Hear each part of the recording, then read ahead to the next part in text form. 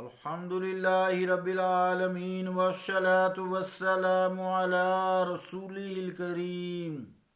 اما بعد فاعوذ باللہ من الشیطان الرجیم بسم اللہ الرحمن الرحیم یا بنی اسرائیل اذکروا نعمت التي انعمت علیکم وأوفوا بعهدی اوف بعهدکم وإیای فارہبون وآمنوا بما انزلت مصدقا لما معکم ولا تكونوا أول كافر به ولا تشتروا بآياتي ثمنا قليلا وإياي فاتقون صدق اللہ العظیم۔ واجب الاحترام سامعین، السلام علیکم ورحمۃ اللہ وبرکاتہ۔ سورہ البقرہ کی 40 اور 41 نمبر آیات تلاوت کرنے کی سعادت حاصل کی۔ ان آیات کا ترجمہ سماعت فرمائیں۔ اے اولاد یعقوب، یاد کرو میرا وہ احسان جو کیا میں نے تم پر، اور پورا کرو تم میرے ساتھ کیے ہوئے وعدہ کو۔ میں پورا کروں گا تمہارے ساتھ کیے ہوئے وعدہ کو، اور صرف مجھ ہی سے ڈرو، اور ایمان لاؤ اس کتاب پر جو نازل کی ہے میں نے، یہ سچا ثابت کرنے والی ہے اس کو جو تمہارے پاس ہے، اور نہ بن جاؤ تم سب سے پہلے انکار کرنے والے اس کے، اور نہ خریدو تم میری آیتوں کے عوض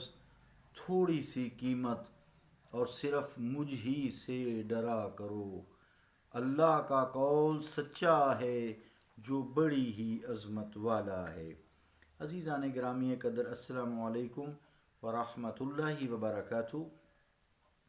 اس سورہ پاک کے تیسرے رکوع میں تمام اولاد آدم کو اسلام کی دعوت دی گئی اور توحید و رسالت کے دلائل پیش کیے گئے۔ پھر چوتھے رکوع میں انسان کی پیدائش اور اسے علم کے زیور سے آراستہ کرنے کا تذکرہ کیا گیا، اور خصوصی طور پر خلافت کے منصب پر فائز کرنے کا ذکر فرمایا گیا۔ اور اب یہاں اس رکوع سے مسلسل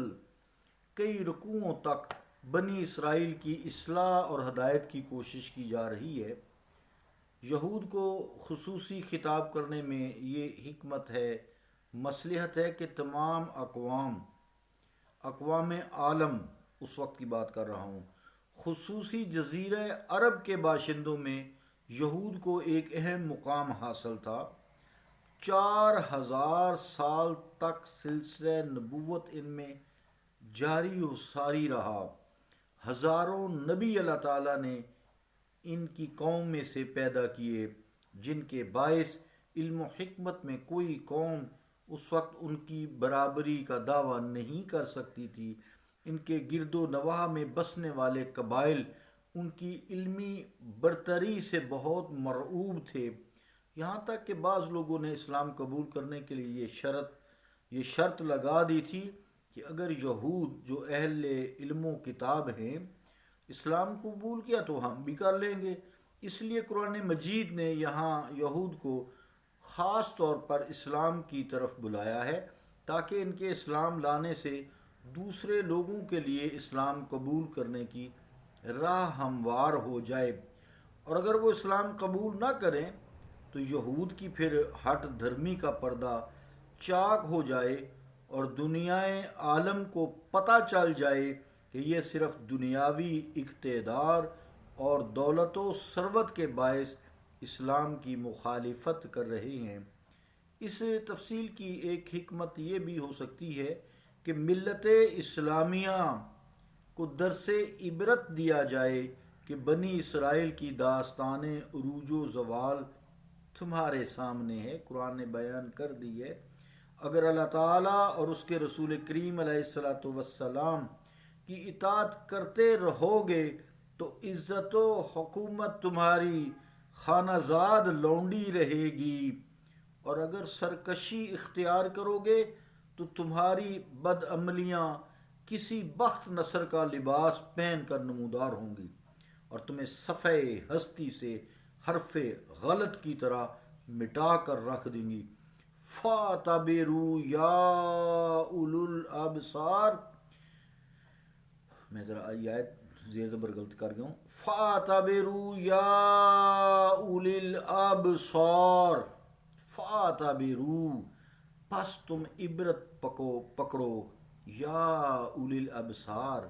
اے آنکھوں والو، یعنی تم دیکھنے والو، سننے والو، عقل والو، غور کرو، عبرت پکڑو ان قوموں سے۔ فَاعْتَبِرُوا يَا اولی الابصار، کتنے قرآن مجید کے یہ پرجلال کلمات ہیں۔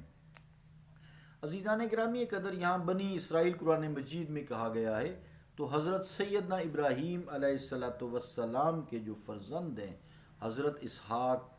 جو حضرت سارہ عراقیہ کے بطن سے پیدا ہوئے تھے، ان کے فرزند ہیں پھر حضرت یعقوب علیہ السلام، ان کا لقب ہے اسرائیل، اس لیے قرآن مجید میں یا بنی اسرائیل، ان کا لقب ہے، حضرت یعقوب علیہ السلام کا لقب ہے بنی اسرائیل، اور بنی اسرائیل کا مطلب ہوتا ہے عبد اللہ، یعنی اللہ کا بندہ، اللہ کا بندہ۔ تفسیر قرطبی زیر آیت ھذا جز 1 پیج 331۔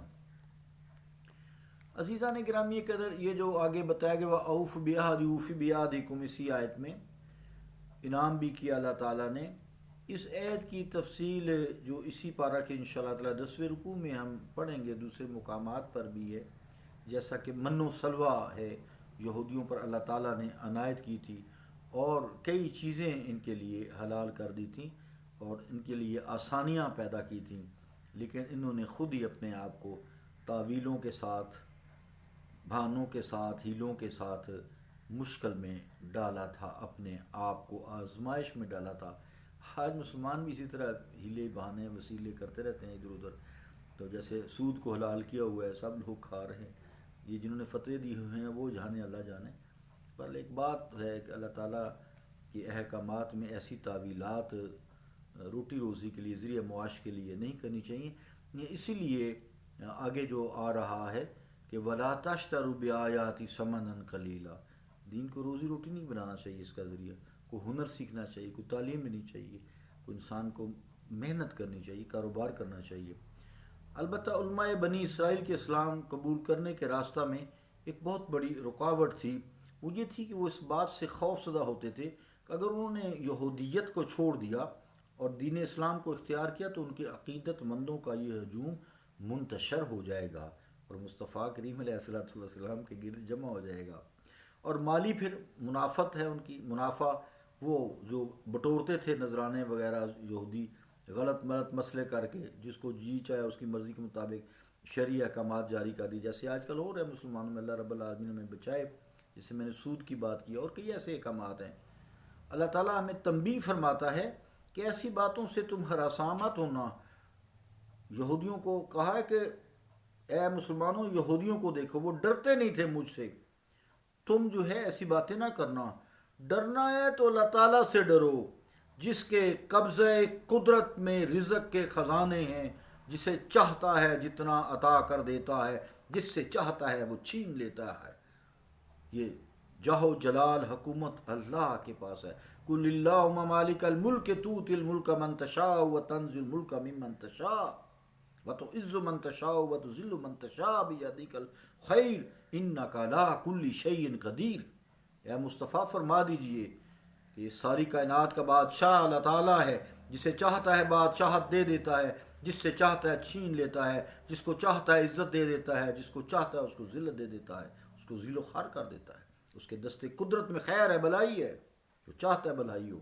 لیکن تم اس طرف آتے نہیں ہو۔ انک علی کل شیء قدیر، بے شک اللہ تعالیٰ ہر چیز پر قادر ہے۔ تو عزیزان گرامی قدر، قرآن حکیم تو تمہاری جو کتاب تورات ہے اس کی تائید کرتی ہے، تصدیق کرتی ہے، تمہارے دین کی حقانیت